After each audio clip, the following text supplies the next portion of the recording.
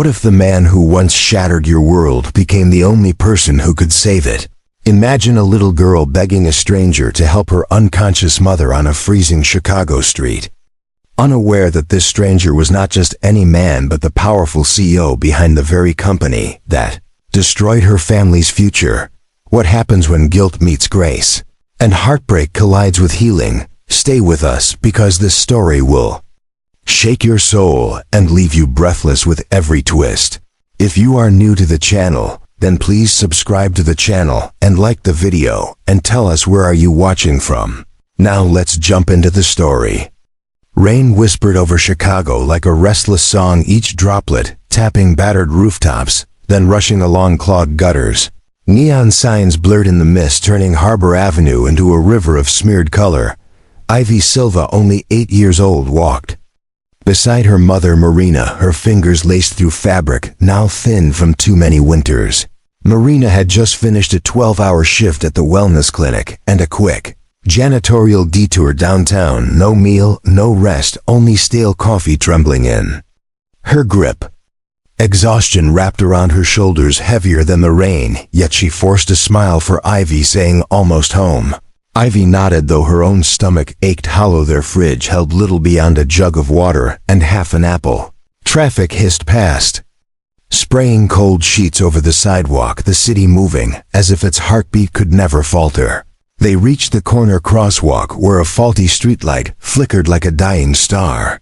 Marina's pulse danced unevenly, her vision tunneling until lights exploded into sparks. She clutched the rusted pole, but her knees buckled and she sank to the pavement. Ivy gasped, "Mama." Marina's head tipped back, eyes fluttering closed, while rain drew bright streams across her cheeks. Commuters flowed around the scene, umbrellas angling away, faces glued to phones, no one willing to pause their rush. Ivy dropped to her knees, water soaking her sneakers, her voice cracking. "Please someone help my mom." Cars splashed by, horns blaring, yet not one shoe slowed. Panic coiled tight in her chest, forcing her to act. She spotted a tall man striding through the downpour, his charcoal coat unmarked by the grime around them. Summoning courage, Ivy grabbed his sleeve. "Sir, please help my mom." Her plea trembled like a paper boat on rough water. Dominic Rowan halted, surprise lighting his gray eyes. His suit suggested boardrooms and power, yet shadows of old streets still hovered behind his calm expression. Seeing Marina sprawled on wet concrete, he knelt without hesitation, checked her pulse, faint but present, then slid off his coat to cushion her head. He called emergency services, his voice clear over the rain, listing vital details with practiced precision. Ivy clutched her mother's limp hand, staring at the stranger, who suddenly seemed the only solid thing in the storm. Dominic squeezed Ivy's shoulder, gently telling her, "Your mom is breathing. Your mom is strong, help is coming." Sirens shrieked down Harbor Avenue, weaving through traffic, their lights splashing red and blue upon pooling water. Paramedics jumped out, lifting Marina onto a stretcher, rain beating drums on their helmets. Ivy tried to climb aboard, but a medic guided her aside until Dominic spoke. "She rides with her mother, I will take responsibility." The team nodded, opening space. Ivy scrambled and gripping Marina's fingers.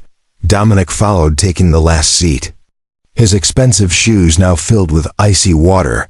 Inside the ambulance, fluorescent bulbs hummed like insects. A medic wrapped a blanket around Ivy, while another adjusted oxygen over Marina's pale lips. Dominic kept talking in a calm rhythm, describing landmarks outside, painting pictures of courage, until Ivy's shaking slowed. She asked, "Are you a doctor?" He replied, "No, just someone who remembers waiting for help." Gratitude flickered in her eyes, though worry still knitted her brow. The ambulance braked under the bright canopy of St. Augustine Hospital, steam rising where hot exhaust met cold air. Orderlies rolled Marina through automatic doors, Ivy and Dominic close behind. At admissions, a nurse rattled off projected costs. Never lifting her gaze, Dominic placed a sleek card on the counter, authorize everything he said. Ivy stared, confused and relieved in equal measure, feeling the world tilt again. They settled in plastic waiting chairs, sticky from damp coats. Rain hammered the windows, yet here the air smelled of antiseptic and fear. Ivy leaned against Dominic's arm exhausted beyond tears while he watched hallway shadows pacing the floor. Minutes stretched, then a doctor appeared with news: severe exhaustion, anemia, dehydration, but stable, she will recover. Ivy's knees wobbled, relief pouring through her limbs. Dominic caught her with steady hands, murmuring, "You were so brave." The doctor requested signatures for treatment consent. Ivy had none to give, so Dominic's pen moved in swift strokes, writing his name before hesitating at Marina's surname, Silva. Recognition struck like lightning. He remembered a factory closure report from 2 years earlier. The Harbor Ridge plant belonging to Flairtech, the company he led. Hundreds of workers laid off, including many named Silva. Guilt twisted inside him. Old spreadsheet suddenly breathing. Still, he guided Ivy to a vending machine, bought her water and peanut butter crackers she devoured in quiet bursts. When she finally drifted across 2 chairs, wrapped in Dominic's coat, he stepped behind the curtain to Marina's bedside machines, beeping gentle patterns. He looked at her drawn face and whispered a promise unheard: "I will try to mend what has been broken." Hours later, rain tapered to a shy drizzle outside. Ivy slept curled like a kitten, the coat too large draped over her frame. Dominic remained beside her, shoulders rigid, jaw set, determination forming like iron cooling in water. He could not rewrite the past, yet he could forge new choices starting now. As hospital lights dimmed for night cycle, he reached into his pocket, unfolded a small notepad, and wrote a list of actions. Never again would a decision stay only on paper while families bled.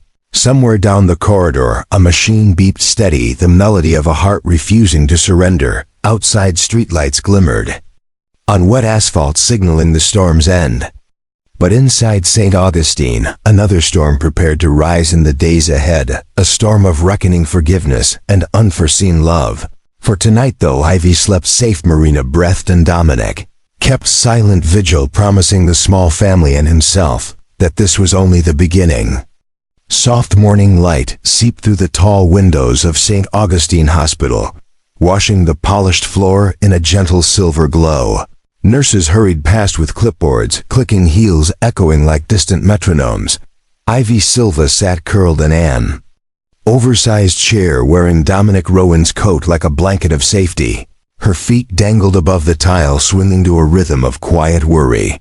Beside her, Dominic paced slow, deliberate steps, his expensive shoes squeaking faintly each time he turned. He glanced toward the treatment ward again and again, counting heartbeats, hoping for news. Monitors chimed in nearby rooms while the aroma of disinfectant clung to the air. Ivy whispered a prayer for her mother Marina, then traced small circles on the sleeve of the coat. She wondered how a man who looked like rain-dark stone could speak with such kindness. Around them, strangers drifted by, carrying coffee cups and sighs. But Ivy and Dominic existed in their own bubble of waiting. Dr. Felix Rivera appeared at last, pushing the curtain aside and waving Dominic closer. "Marina is awake and stable," he said, his voice a calm river under the fluorescent hum. "Dehydration, exhaustion, and acute anemia. She will need iron therapy, rest, and proper meals." Ivy shot up like a startled sparrow, hugging the doctor's leg. "Thank you, sir." Dominic's shoulders sagged with relief, yet he noticed how the doctor's eyes lingered on him, a moment of silent recognition. "Please remember her insurance is inactive," the doctor added softly. Dominic nodded. "I will cover everything, no delays." The words slipped out before he felt their weight. Ivy only heard that her mother would get help and smiled with fragile hope. Inside room 12, Marina lay propped on crisp pillows, her skin pale moonlight against hospital white. She managed a faint smile when Ivy rushed in and pressed tiny kisses onto her knuckles. Dominic approached slower, carrying a paper cup of hot broth, steam curling in gentle spirals. Marina's lips formed a quiet thank you as she accepted the drink. For a moment, gratitude glimmered in her weary eyes like dawn sunlight through fog. But the spell fractured when Nurse Layla walked in holding a clipboard, "Signature for costs. Already guaranteed by Mr. Rowan," she said. Marina's gaze sharpened, sliding from Nurse to Dominic. "What costs? Who signed?" Dominic cleared his throat, explaining quickly that he had simply ensured there would be no delay. Marina's heartbeat thudded loud enough she feared Ivy could hear it. "Strangers do not pay my bills," she muttered, yet too drained to argue further. The nurse left behind a treatment folder tucked neatly with a sleek business card, gold letters spelling Dominic Rowan, Chief Executive Officer, Flairtech Holdings. The name pulsed like a warning siren inside Marina's mind. Flairtech, the factory, her father, the layoffs, everything collided at once. She felt the blood drain from her cheeks, colder than the saline dripping into her arm. Hours later, Ivy dozed on a pull-out chair, giving Marina space. Dominic sat at the foot of the bed, explaining that home care and nutrition vouchers would be arranged. Marina listened, her expression carved from granite. "You are very generous, but my family already paid dearly for your generosity." Dominic blinked, confusion softening into slow understanding. He remembered the Harbor Ridge plant closure 2 winters earlier, his hardest decision to save the corporation. "My father, Jared Silva, worked there 20 years, Marina whispered, each word a shard of glass. He lost his job, his health, and finally his life, because Flairtech vanished overnight. Dominic tried to speak, but the apology lodged heavy in his throat. Marina turned her face away, tears shining along her lashes. "You cannot undo what happened with money." Ivy stirred, hearing her mother's strained voice. She reached out, but Marina patted her hand gently, asking for a moment alone with Mr. Rowan. Under flickering hallway lights, Marina stood unsteady, yet fierce, clutching an envelope fat with crumpled bills, scraped together by friends in a last-minute collection. She pressed it into Dominic's palm, saying, "Reimbursement, consider the rest. A loan I will repay once I return to work." Dominic opened his mouth to refuse, but the fire in her stare scorched his words. She continued, "I do not accept charity, especially from those who broke us." Dominic's voice finally emerged, low and rough. "I never wanted families to suffer. The factory was losing millions, bankruptcy threatened thousands more jobs." His explanation sounded hollow even to himself. Marina shook her head, pain sharpening to anger. "Your reasons do not feed children or raise the dead." Ivy stepped between them, tears trembling. "Please stop fighting, Mama, please." Marina knelt, hugging her daughter, rocking gently. Dominic watched, guilt roaring like a train inside his ribs, yet unable to board it. Toward resolution, security alarms chimed for shift change. Nurses wheeled carts past the tense trio. Marina rose, breathing deep. She returned the business card still gripped in her fingers. "Keep your offers," she said. "Ivy and I will manage." Dominic reached out, but stopped inches short. He sensed touching her now would be trespassing. Instead he whispered, "I am sorry for your loss more than you know. Please believe I will make this right." Marina's laugh came brittle and tired. "Make right the empty chair at my father's table, the foreclosure notices, the long nights Ivy spent waiting while I worked 2 jobs." She took Ivy's hand and turned back toward room 12. Dominic remained rooted, as if the polished floor had hardened around his shoes. After they disappeared behind the curtain, he exhaled a breath he did not realize he held. The envelope of cash weighed like lead in his jacket, yet heavier still was the knowledge that numbers on spreadsheets translated into broken human stories. He walked to a vending machine, bought water he did not want, and leaned against cold metal. Outside, clouds parted, revealing a pale sliver of sun, but inside him storm fronts gathered. Across the hospital, Marina sat in silence, stroking Ivy's hair, whispering promises that tasted like iron determination. She stared at the business card, now resting on the bedside table. Though she had claimed to reject it, she had kept it anyway. The gold letters shimmered beneath harsh light, tempting and taunting at once. Marina vowed to repay every cent, then carve a path free from Flairtech shadows. Dominic vowed to revisit every policy, every boardroom vote, until real healing began, even if it cost his title. Unknown to both, their vows circled the sterile corridors like unseen messengers, weaving destinies toward an intersection neither could yet see. The quiet beep of heart monitors and the soft hum of overhead vents became the soundtrack of hard truths. Secrets did not stay hidden forever in white corridors, they echoed off walls, until someone finally listened and chose change over comfort.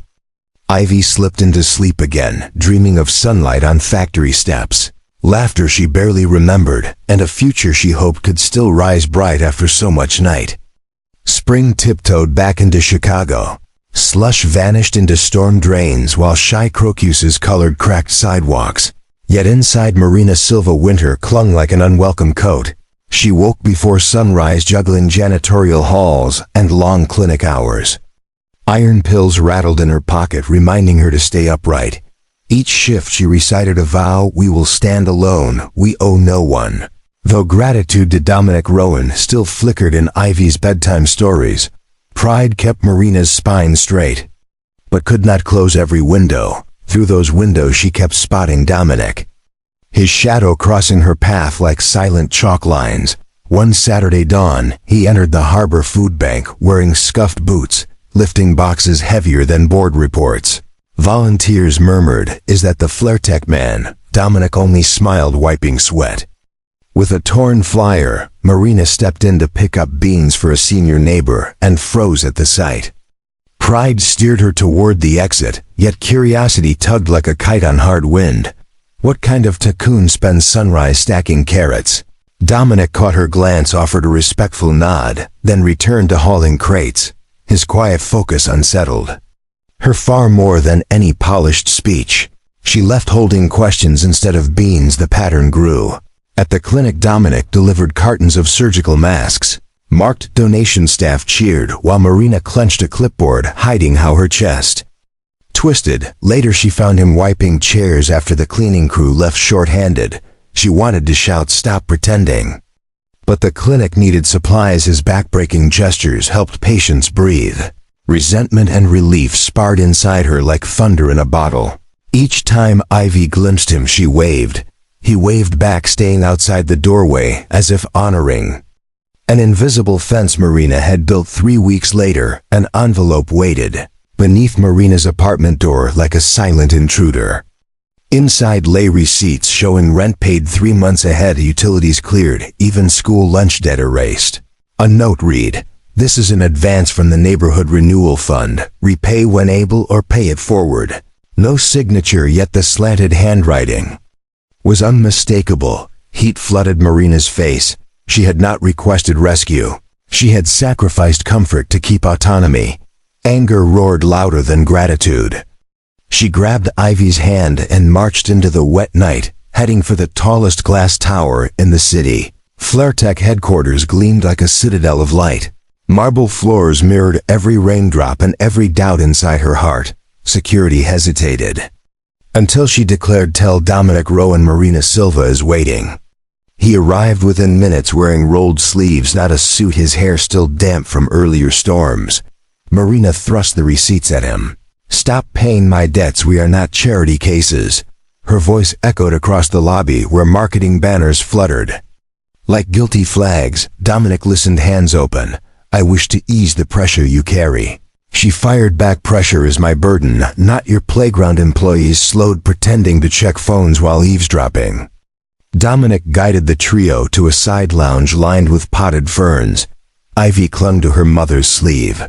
Marina poured out every grievance: layoffs, broken families, the night her father died. Dominic absorbed each word, eyes shining with unspoken remorse. Then he slid a slim folder across the coffee table. Inside waited a formal offer: community renewal director, salary, benefits, full autonomy. Flairtech would fund housing cooperatives and scholarship programs shaped by Marina's vision. "This is not image polish," he said. "This is power returning to the people." It hurt. Marina stared at the proposal as if it were a trap disguised as hope. "What makes you think I could trust you?" Dominic answered, "Because power should kneel before consequences. And I am learning to listen." He revealed fragments of his past, sleeping beneath bridges, coding on stolen Wi-Fi, climbing ladders built from borrowed mercy. Ivy's eyes grew wide, her voice gentle. "Mama, maybe we can help the neighborhood." Tears pricked Marina's eyes. She recalled her father saying bridges are made of wood and nails, but also of courage. Right now every plank felt sharp as thorns. The meeting ended without handshake. Marina carried the folder into drizzling night, holding it like both shield and seed. Ivy skipped beside her, splashing puddles, whispering, "He believes in you." Marina sighed heavy as wet wool. I believe in hard proof. Yet while they walked home, she opened the folder again, rereading promises, details clawing through her doubt. Behind tall windows, Dominic watched them vanish, his own heartbeat loud with fear and hope. He spoke to empty air. I will wait. Distant. Train horns sang through mist, reminding them that journeys demand crossing bridges, even when each step stings the feet. Night wrapped Chicago in a restless hush. Fog rolled between dim streetlights and painted ghostly halos on slick pavement. Ivy Silva coughed in her narrow bed, each breath raspy like sandpaper. Marina knelt beside her child, wiping sweat from a fever that climbed higher by the minute. There was no savings left, no insurance to lean on, and only loose coins rattled in. An old jar. The clinic had closed for the night, and the city seemed far too large for a mother standing alone against sickness. Ivy whispered that her chest hurt and tears pooled in her wide eyes. Fear clawed through Marina, stronger than any exhaustion she had ever felt, yet the hospital demanded payment on arrival. She knew that truth too well. Still, she gathered Ivy into a blanket, hurried down 4 flights of stairs, and hailed a passing taxi. The driver nodded toward the glow of St. Augustine Hospital without asking questions. Inside the emergency ward, fluorescent lights buzzed like angry bees. Nurses rushed past holding charts and saline lines. Marina explained Ivy's symptoms, her voice shaking as she offered the last crumpled bills from her pocket. The clerk shook her head. They would need much more for labs and overnight care. Marina's heart hammered, but before she could beg further, she saw a silver band glimmering on her own hand. It was her mother's wedding ring, an heirloom of love and sacrifice. With trembling resolve, Marina slid the ring free, feeling its weight of memories as she whispered, "Take this, please, it must be worth enough." The clerk hesitated at the sight of the worn gold, yet finally nodded and orderly swept Ivy onto a gurney and wheeled her down a hallway of echoing beeps. Marina followed, clutching the empty space where the ring had been, a hollow ache settling in her chest. News traveled swift as river ice when breaking. Dominic Rowan learned of Ivy's admission just after midnight while reviewing outreach budgets at the Flaretech Tower. The call from a resident nurse carried urgency heavy as thunder. He left spreadsheets glowing and sprinted to the elevator, racing through cold streets until hospital doors slid open. There in a corner he found Marina, her shoulders slumped, her hands clasped in silent prayer under fluorescent twilight. She lifted her gaze and anger sparked at the sight of him, yet exhaustion dulled the flame. Dominic whispered what happened. Marina's voice cracked. Pneumonia. They said she needs antibiotics, tests oxygen every hour. I had to pawn my ring. Dominic flinched as though struck. He asked permission to cover the rest of the costs, and Marina, stunned by fear for Ivy, nodded without a word. Paperwork vanished under swift signatures, and Ivy's care doubled in speed. Hours bled into morning. Ivy stabilized under the hiss of oxygen. While she slept, Dominic spoke with Marina beside vending machines, humming stale music. Humility weighed on him heavier than his crisp shirt. He confessed that every help he offered felt wrong when wrapped in power imbalances, so he had already met with board members intent on resigning as chief executive. Marina's brows knotted in disbelief. Dominic continued he would sell his penthouse, funnel the money into a new cooperative grocery, employing former Flaretech workers. He invited Marina to oversee community education programs, forging pathways her father once dreamed of. Marina struggled against old mistrust, yet saw truth swirling in his tired eyes. Still, she answered, I cannot promise forgiveness overnight, but I can promise to watch your actions. Dominic accepted that bargain like water in a desert and returned to Ivy's bedside to read stories of brave rabbits and kind giants. Until sunrise, weeks turned and summer crept in with dusty heat. Ivy's laughter soon echoed through apartment halls again, and Marina returned to work part-time. Each afternoon she walked past a rundown storefront on Elgin Avenue, where fresh paint now read Harbor Hope Grocer. Inside she spotted Dominic stacking oranges alongside Reuben Clark, a former line supervisor. No designer suit, only rolled sleeves and calloused palms. Customers circled in trading coupons for milk, while Dominic tracked every penny on a battered ledger. Marina began visiting after shifts, dropping suggestions about affordable produce boxes and literacy corners. Dominic listened, jotting notes. Eager as a student, Ivy volunteered to draw chalk murals of carrots and smiling suns across the sidewalk. Neighbors whispered that perhaps change really could sprout where factories once fell silent, and bitterness grew one late evening, orange. Twilight bled across windows, and the store lights flickered warm against dusty shelves. Marina entered holding a brown envelope savings scraped from extra clinic hours. She placed it on a wooden counter, saying, "My loan repayment, first installment." Dominic pushed it back gently. "The community fund now belongs to everyone, including you. Use this for our food drive." Their fingers brushed, sparks dancing in charged stillness. Marina's chest tightened with a mix of fear and hope. Dominic exhaled. Steadiness, then confessed, "I have loved your courage since the rain-soaked night we met, but I will never cage it. If you choose partnership, it must be equal." Marina's eyes filled with tears, not of grief, but release. Ivy burst in, carrying leftover flyers, shouting, "Mama, the library loves your workshop idea." Laughter broke tension like sunrise, shattering clouds. Marina looked from Ivy's shining face to Dominic's earnest gaze and felt the wall inside her finally crumble. Autumn leaves painted the city gold when friends gathered beneath Riverside Park's ancient oaks. Benches draped in patchwork quilts transformed into an altar of resilience. Marina walked the grassy aisle wearing a simple ivory dress, borrowed from a neighbor, her feet bare on soft earth. Ivy skipped ahead, scattering dried lavender, while a string quartet of local students played tender notes. Dominic waited in a charcoal vest, eyes bright with humble awe. Vows flowed between them, promising patience, collaboration, and a love that lifts rather than rescues. Cheers rose, mingling with wind off the river. After the ceremony, they all marched to Harbor Hope Grocer, where lights glowed against early dusk. Banners welcomed guests to free soup and community dancing. Reuben manned a grill while Ivy handed out apple slices drizzled with honey. As night deepened, Marina and Dominic stepped outside the little store, hands intertwined.